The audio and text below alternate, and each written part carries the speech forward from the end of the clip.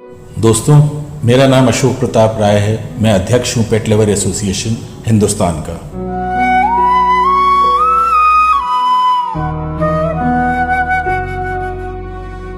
एक छोटी सी मुहिम हमने करीब 10 साल पहले 2008 को शुरू करी थी। आज तो हम पीसफुल डेमोन्स्ट्रेशन कर रहे हैं। मैं यकीन दिलाना चाहता हूं कि अगर हमारी बातें नहीं सुनी गई, प्रधानमंत्री ने इसमें कोई एक्शन नहीं लिया गया, हम लोग सारे के सारे लोग मेनका गांधी के अंदर बिना बताए धरना देंगे और अंदर घुस जाएंगे। क्यों से कि जो ये पीएफए और इस तरह की जो संस्थाएं हैं, इन्होंने सबको पीड़ित करना शुरू किया था। सबके दुकानों से पेट उठा ले जाते थे, किसी के ऊपर फॉल्स मुकदमे करते थे, और जो लीगल चीज़ है और जो लीगल पेट्स लोग रखते थे या दुकानदार थे या घर में भी लोग रखते थे, वहाँ से ये चीज़ें उठा उठा के अपना ले जाते थे और राजा गार्डन से ये बेचते थे।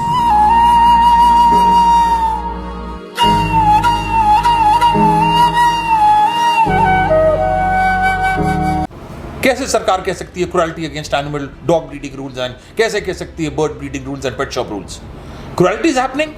वो गरीब आदमी अपनी रोजी रोटी चला रहा है, आपको उसके लिए संवेदना नहीं है।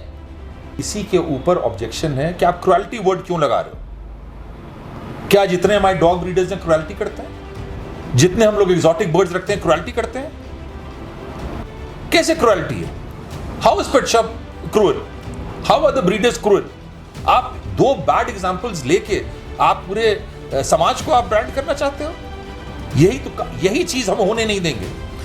इन रूल्स को चैलेंज करने के लिए हम हाई कोर्ट में गए हैं और कुछ रूल्स को चैलेंज करने के लिए हम सुप्रीम कोर्ट में गए हैं। और जब तक न्यायपालिका से हमको न्याय नहीं मिलेगा, तब तक हमारी लड़ाई ये जारी रहेगी। इस सरकार ने, मैं मोदी जी की तारीफ करूंगा कि उन्होंने कम से कम 6000 एनजीओ की जो बाहर से फंडिंग का काम करते थे उसको रुकवाया है। और लीजिए फ्रेंडिकोस को ले लीजिए, चाहे संजय गांधी एनिमल सेंटर को ले लीजिए, सरकार को रेड करना पड़ा, सरकार को सेंटर बंद कराना पड़ा। देखिए, वो जानवर के साथ अत्याचार कर रहा है कि नहीं कर रहा है, ये एनजीओ डिसाइड नहीं करेगा। ये कोई भी एनजीओ, ये उनके परव्यू में नहीं है कि आप तय करोगे कि क्रुएल्टी क्या है और अत्याचार क्या है। AWBI संस्था है और अच्छा काम करती है। कुछ जैसे मशरूम हो जाती है ना हर चीज़ की, छोटे छोटे एनजीओज 2019 में पैदा हो गए, 2020 में पैदा हो गए, तो उनका प्रोटेक्शन के लिए वो काम नहीं है। उनका तो काम है कि किस तरीके से गरीब लोगों के जेब से पैसे निकाल के और अपनी रोटी सेकें। नौकरियां जाएंगी, उनकी दुकानें जाएंगी और ये 5 करोड़ आदमी रोड के ऊपर उतरेंगे अगर इस रूल्स को इसी तरीके से इन्होंने लागू कर दिया। ये एक वार्निंग है सरकार के लिए कि आज अपनी आंखें खोलिए आप और पेट शॉप रूल 2010 को इसको रिव्यू करिए। इसके अंदर जो कंडीशन लगाई गई है वो ना कोई हिंदुस्तान में हमारा अस्पताल वेटनरी हॉस्पिटल उसको पूरा करता है, ना कोई एनजीओ पूरा करता है। पेट शॉप रूल लगाने के पहले वो एनजीओ, वो अस्पताल, वो AWBI पहले इन चीजों को लागू करे, उसके बाद पेट शॉप रूल। बिकॉज जो हमारे पेट शॉप लोग चलाते हैं तो वो एक बहुत छोटे तबके लोग हैं, उनकी पढ़ाई लिखाई नहीं है।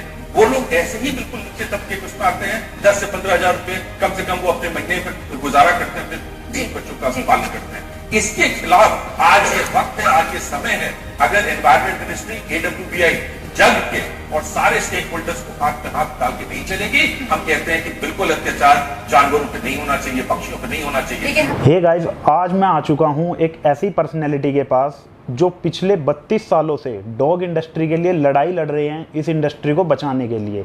तो मैं आपको आज मिलवाने वाला हूं अशोक प्रताप राय सर से, जो आज सर खुद ही बताएंगे अपने बारे में कि इतने 32 सालों में इन्होंने क्या क्या एफर्ट्स किए, इंडस्ट्री के लिए क्या क्या काम किया है। तो अब मैं एक बार सर को कहना चाहूँगा, सर एक बार आप इंट्रो दें अपना थोड़ा सा।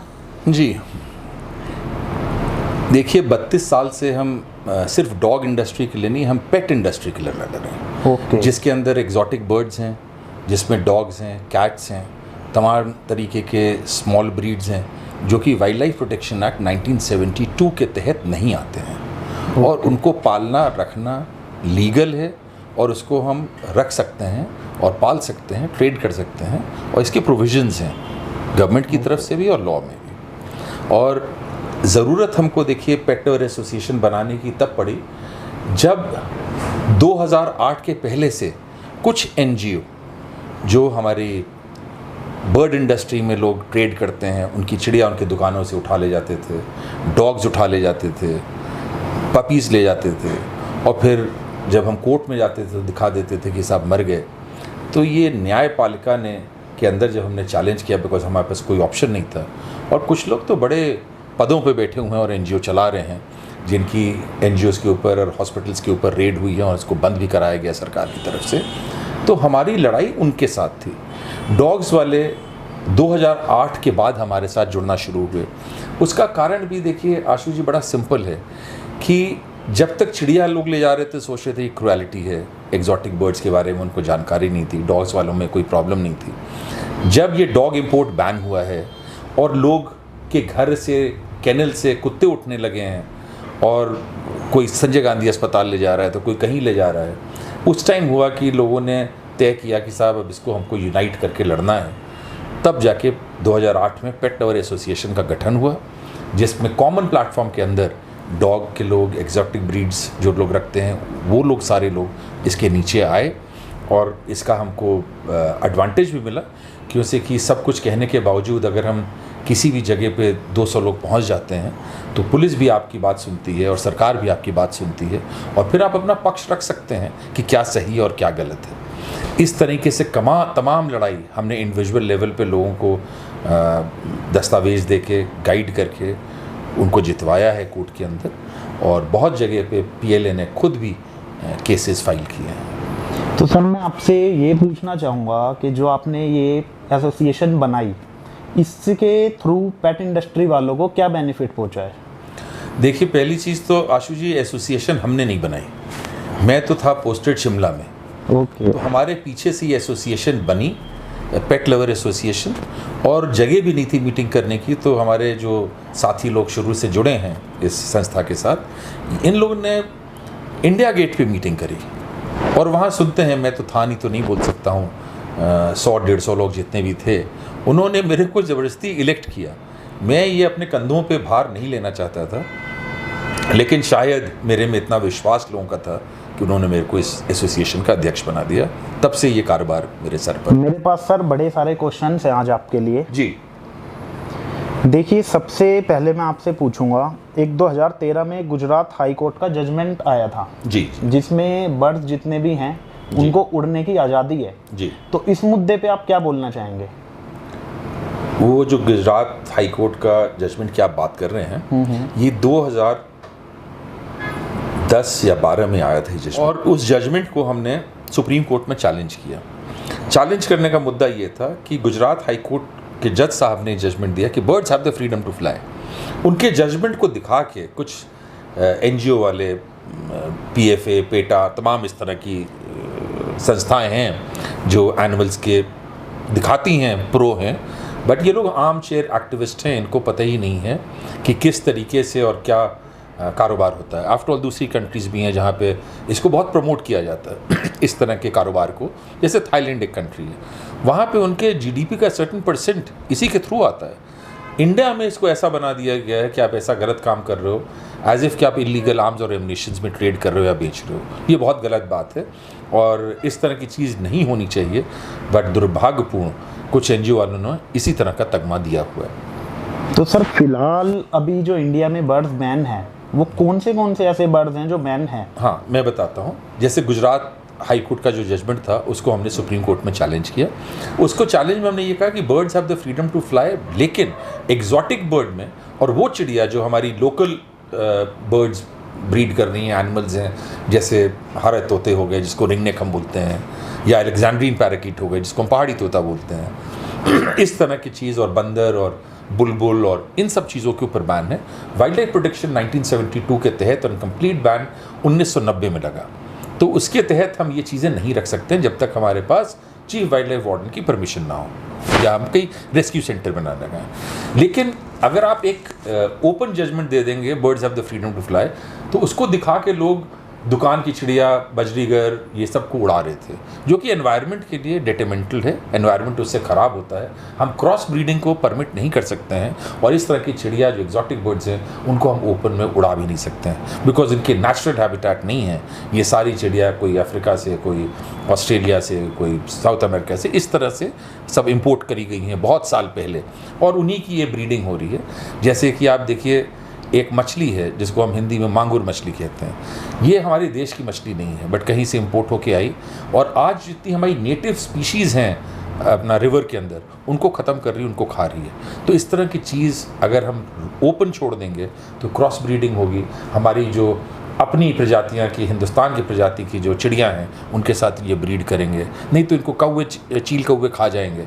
तो इसलिए ये जजमेंट, ब्लैंकेट जजमेंट बिल्कुल गलत है, और हमको उम्मीद है पूरा कि सुप्रीम कोर्ट से हमको न्याय मिलेगा और एग्जॉटिक बर्ड्स को और वाइल्ड लाइफ प्रोटेक्शन के तहत जो बर्ड्स और एनिमल्स आते हैं उनको अलग किया जाएगा। सर मैं एक चीज़ और आपसे पूछूंगा कि काफ़ी सारे एनजीओज क्या करते हैं, जैसे कोई डॉग ले आया या कोई और पेट ले आया, वो उनके घर पे आते हैं रेड करने और उनके पेट को वो अपने साथ ले जाते हैं। वो बोलते हैं कि आप जानवर के साथ अत्याचार कर रहे हो, इस पे आप क्या कहेंगे? देखिए, वो जानवर के साथ अत्याचार कर रहा है कि नहीं कर रहा है ये एनजीओ डिसाइड नहीं करेगा, ये कोई भी एनजीओ है, ये उनके परव्यू में नहीं है कि आप तय करोगे क्रूएल्टी क्या है और अत्याचार क्या है। ये तय करने के लिए भारत सरकार की एक संस्था है animal welfare board of India, चाहे परफॉर्मिंग एनिमल्स एक्ट हो, चाहे वो क्रूएल्टी टुवर्ड्स एनिमल हो, तो AWBI संस्था है और अच्छा काम करती है।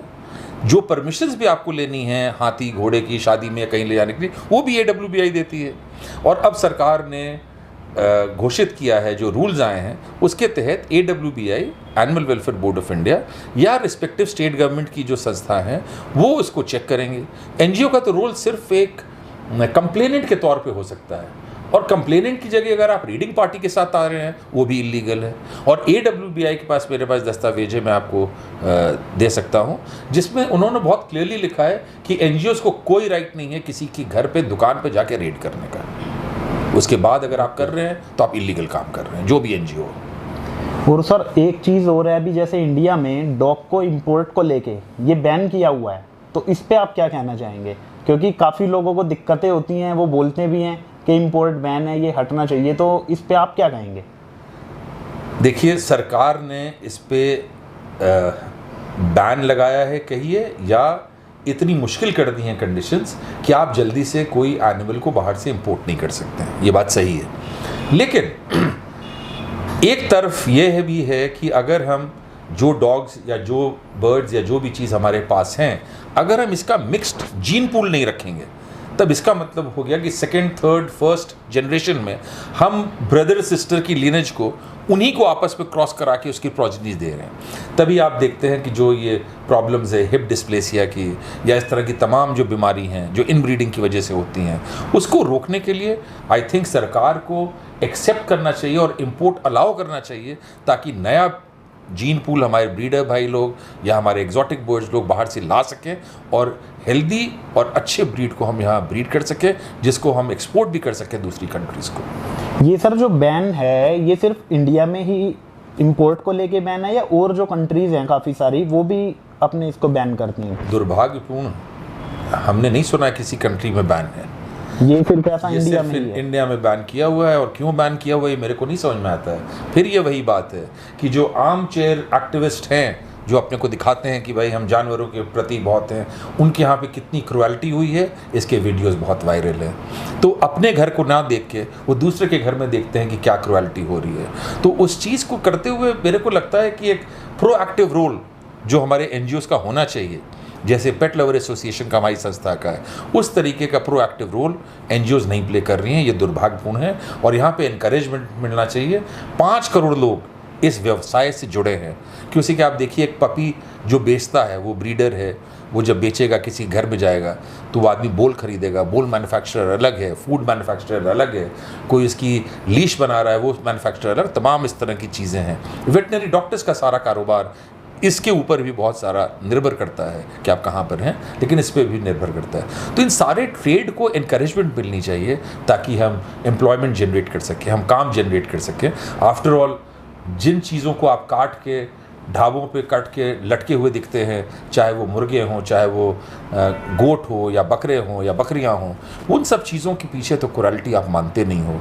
तो फिर जो हमारे ब्रीडर भाई लोग हैं या हमारे एग्जॉटिक बर्ड्स रखने वाले हैं, उनको क्रुएल्टी, मैं जानता हूँ आशु जी कि जो लोग चिड़िया पालते हैं वो 200-200 रुपये किलो का सेव अपने बच्चों को नहीं खिलाते हैं, लेकिन अपनी चिड़ियों के लिए लेके आते हैं अपनी कम आमदनी के अंदर और उनको खिलाते हैं। उनकी चिड़िया आप ले जाओगे तो उनका दिल टूटेगा, है ना।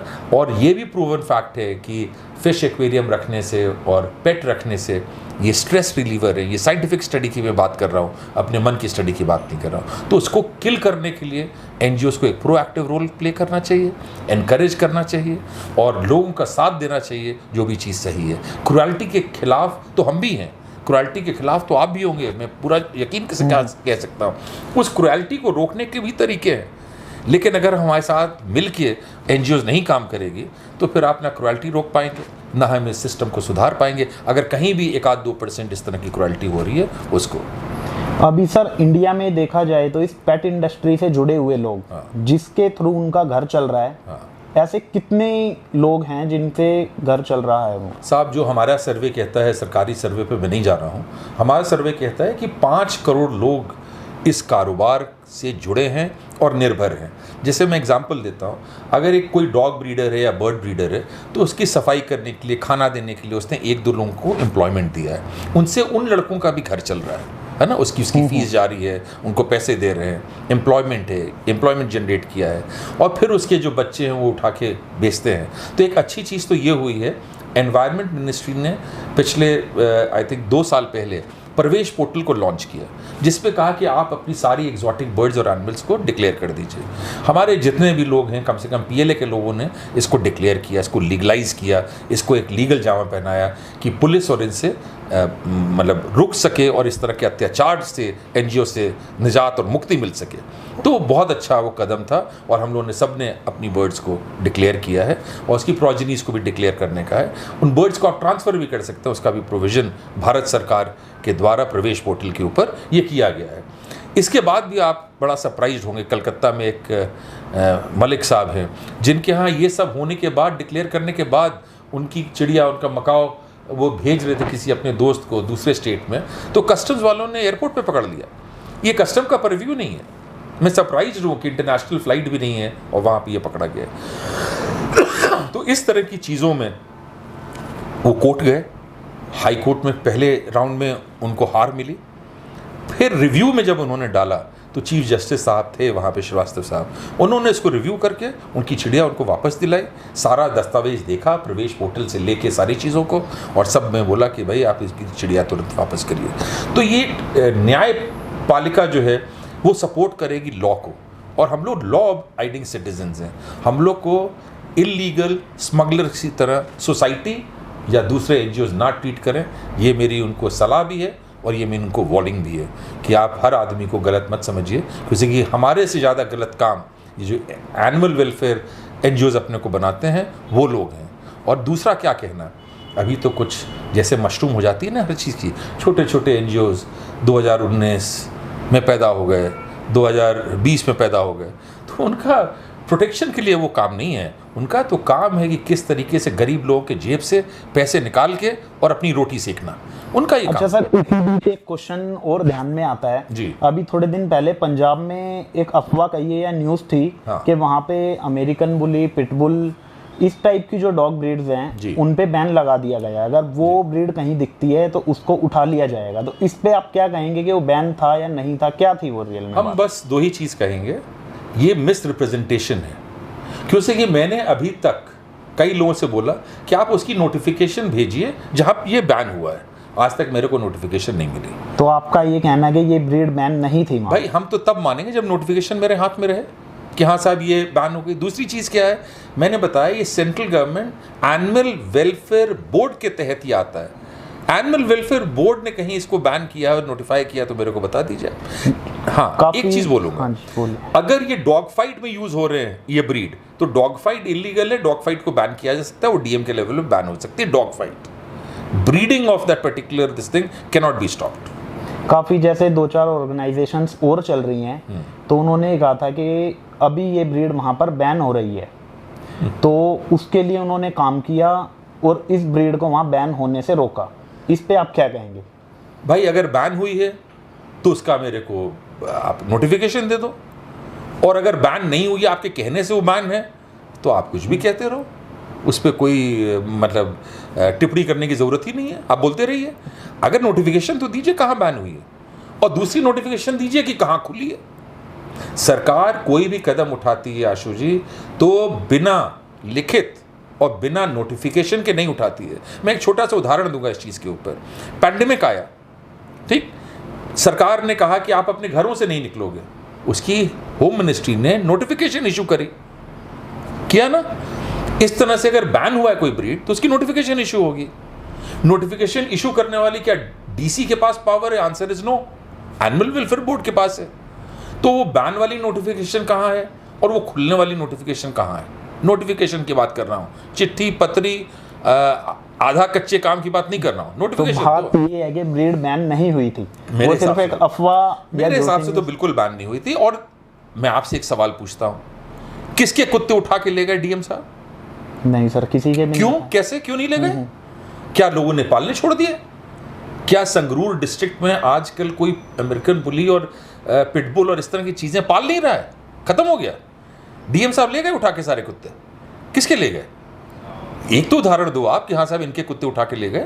और 2-4 दिन पहले एक न्यूज़ और थी पंजाब से कि वहाँ के सीएम ने अनाउंस किया है कि जितने भी गवर्नमेंट डिपार्टमेंट के क्वार्टर हैं, बंगलो हैं, वहाँ डॉग्स नहीं रखने।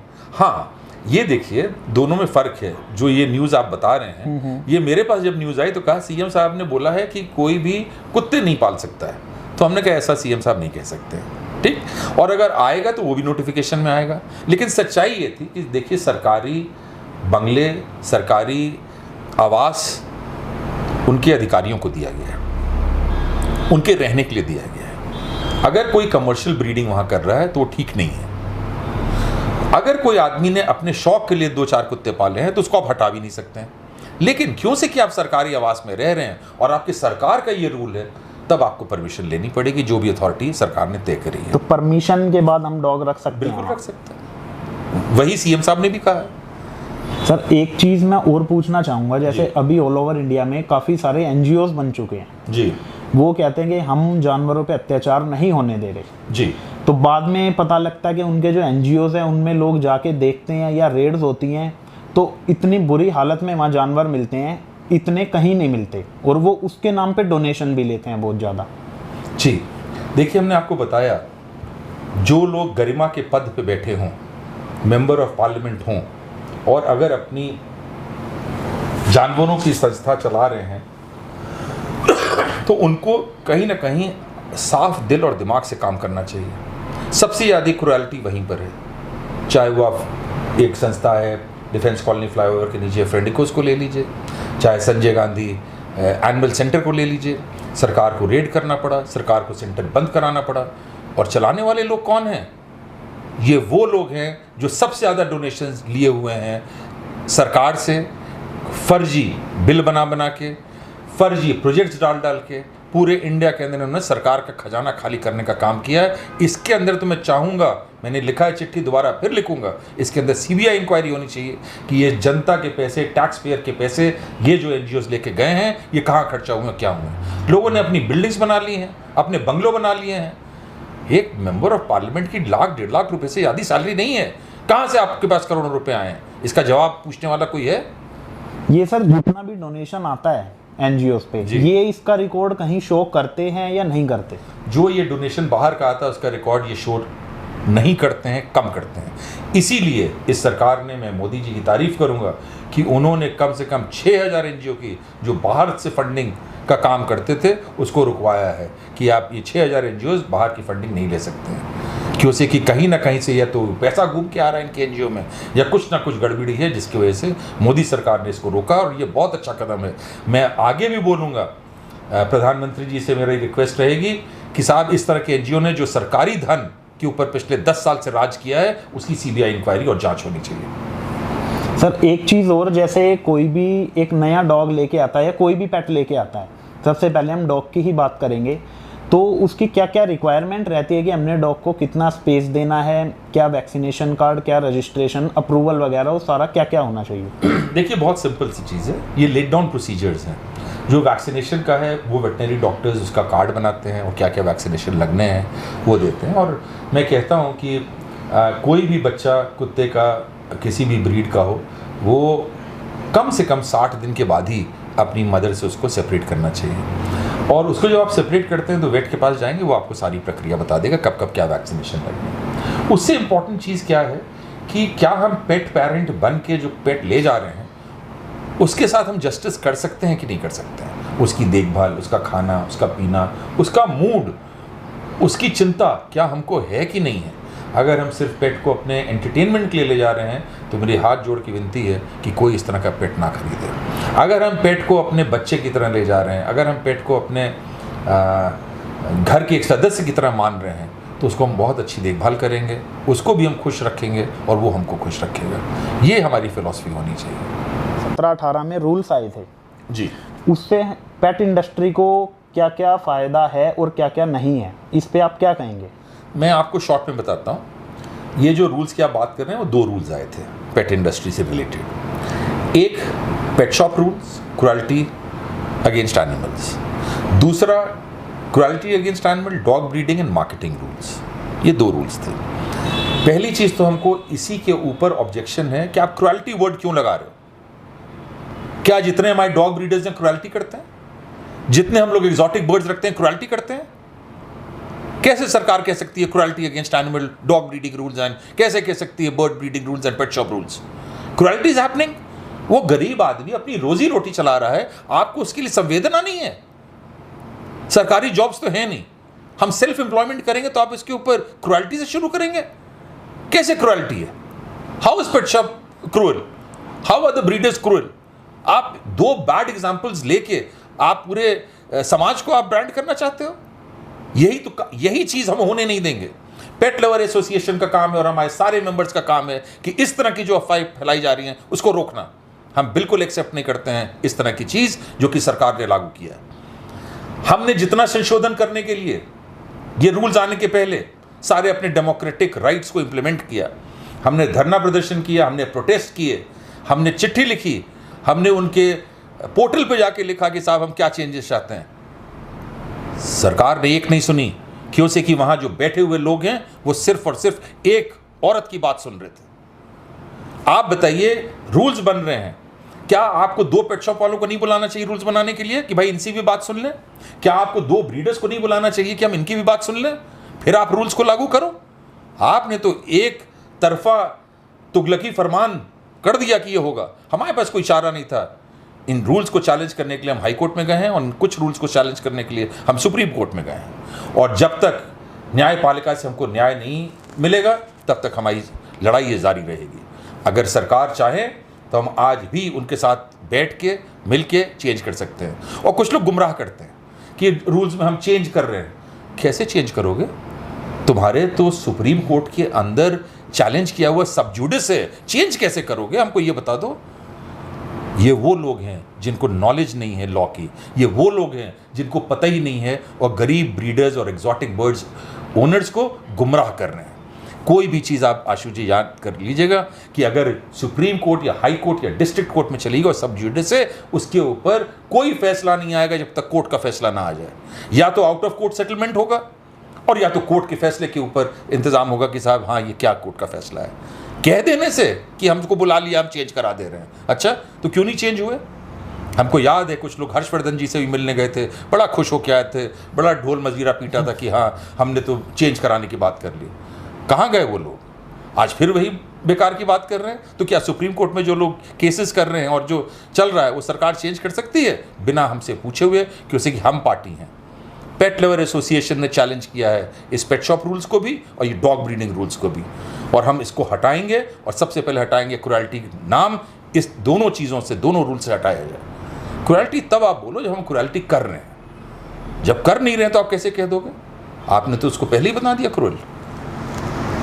सर एक चीज़ और मैं पूछूंगा, अभी नई नई ऑर्गेनाइजेशंस बन रही हैं जी, वो कहते हैं कि पेट इंडस्ट्री को हम बचाएंगे। अच्छा, तो उस पर आप क्या कहेंगे? मैं सिर्फ हंस सकता हूँ। नई ऑर्गेनाइजेशन बनी, अरे भाई आप उस दिन कहाँ थे जिस दिन 2008 में आंदोलन हुआ पेट लवर एसोसिएशंस का? आप उस दिन कहाँ थे जब 16-17 में इन रूल्स के लागू होने के पहले प्रदर्शन हुआ? आप कहीं नहीं थे। अब आपको एक रास्ता दिख गया है कि हम अपनी संस्था बना के शायद कुछ लोगों को गुमराह करके अपनी तो सर रोटी ये सेक जो सकते नई नई ऑर्गेनाइजेशंस बनाते हैं, हाँ, तो इसका रीज़न क्या रहता है? ऐसा ही क्यों करते हैं? देखिए, मैं किसी ऑर्गेनाइजेशन के ऊपर टिप्पणी नहीं करना चाहता हूँ, लेकिन आपको क्या लगता है कि सारी ऑर्गेनाइजेशंस ही अच्छा काम करती हैं या फ्रॉड ऑर्गेनाइजेशंस भी होती हैं? कुछ फ्रॉड ऑर्गेनाइजेशंस भी होती हैं, ठीक है, वो अपनी रोटी चलाती रहेंगी, अपनी रोटी सेकती रहेंगी, उससे हम लोग को क्या लेना देना। जो सीरियस लोग हैं, जो लड़ रहे हैं वाकई इस चीज़ के लिए, वो 2008 से संस्था बना के लड़ रहे हैं। और नई ऑर्गेनाइजेशंस की ज़रूरत क्या है? अगर आपको पैसे नहीं कमाने हैं, अगर आपको इसका फ़ायदा नहीं लेना है और आपको अगर चुनाव नहीं लड़ना है, तो आप अभी एसोसिएशन बना क्यों रहे हो? आप इस एसोसिएशन के साथ आके लड़ो, क्या दिक्कत है? पुरानी एसोसिएशन है, आप लड़, आपके तौर तरीके गलत हो सकते, तो आप ब्रांच बना के करो। आपने एसोसिएशन अगर बनाई है ये रूल्स आने के बाद लोगों को डरा के पैसा इकट्ठा करने के लिए, तो वो तो आपका ज़मीर जानेगा। और मैं इतना ही कह सकता हूँ सारे अपने ब्रीडर से, एग्जॉटिक बर्ड कीपर से, ट्रेनर्स से, पेट शॉप वालों से, कि ऐसी संस्थाओं से बच के रहिए, गुमराह मत हो जाइए। आप अपना नुकसान नहीं करेंगे, याद रखिएगा। आपके साथ साथ इस ट्रेड और इससे जुड़े हुए लोगों का, तमाम इस तरह के लोगों का आप नुकसान करेंगे अगर ऐसी गलत संस्था के साथ आपने अपने आप को जोड़ दिया। क्योंकि सर इसमें इंडस्ट्री में ये भी देखा जाता है, जो लोग ब्रीडिंग करते हैं या चिड़िया रखते हैं, वो थोड़े से एजुकेशन में कम होते हैं, तो उनको गुमराह करना बहुत ईजी रहता है इन लोगों के लिए। बिल्कुल सही बात आप कह रहे हैं। देखिए, आदमी इनोसेंट है तभी तो ऑनलाइन फ्रॉड होता है। OTP मांग लेता है, बैंक से पैसे निकल जाते हैं, ठीक। अच्छे अच्छे पढ़े लिखे लोगों के पैसे निकल जाते हैं। तो ये तो जो थोड़ा सा जिसकी एजुकेशन में थोड़ी कमी है या जिसकी कुछ मजबूरी है, उसको डरा के तो 2 मिनट में पैसे निकल जाएंगे, ठीक। जहाँ तक हमारा सवाल है, और जहाँ मैं जानता हूँ कि मैं एक चीज़ बोलूँगा खास करके सिंगरूर और पंजाब के ऊपर, कि भाई वहाँ सुनील जस्सल साहब हैं, उनसे मेरी मुलाकात नहीं है, लेकिन बहुत अच्छे आदमी हैं, बहुत अच्छा काम उन्होंने पंजाब में किया है। और पेट लवर एसोसिएशन ऐसी संस्था के साथ कभी भी काम करने और जुड़ने के लिए तैयार है। उसी तरीके से जगरांव केनल क्लब एक चलाते हैं जिनका नाम है हैप्पी सिंह, बहुत अच्छा काम करते हैं, शरीफ आदमी हैं। और जिन संस्थाओं की आप बात कह रहे हैं बड़ा अच्छा काम किया है, उन्होंने एक काम और किया है, हमारे कुछ भाइयों को जेल भेजने का भी काम किया है। वही ब्रीडर्स को जेल भेजते हैं, वही ब्रीडर्स को प्रताड़ित करते हैं और ब्रीडर्स के लिए बहुत अच्छा काम भी करते हैं। तो ये कॉन्ट्रडिक्टरी है। और ये सारी चीज़ें जिनका मैंने नाम लिया है, आप उनसे बात कर लीजिएगा, आपको संस्था का भी नाम बता देंगे, किसने उनको ब्लैकमेल करके जेल भेजा, किसने उनके खिलाफ काम किया।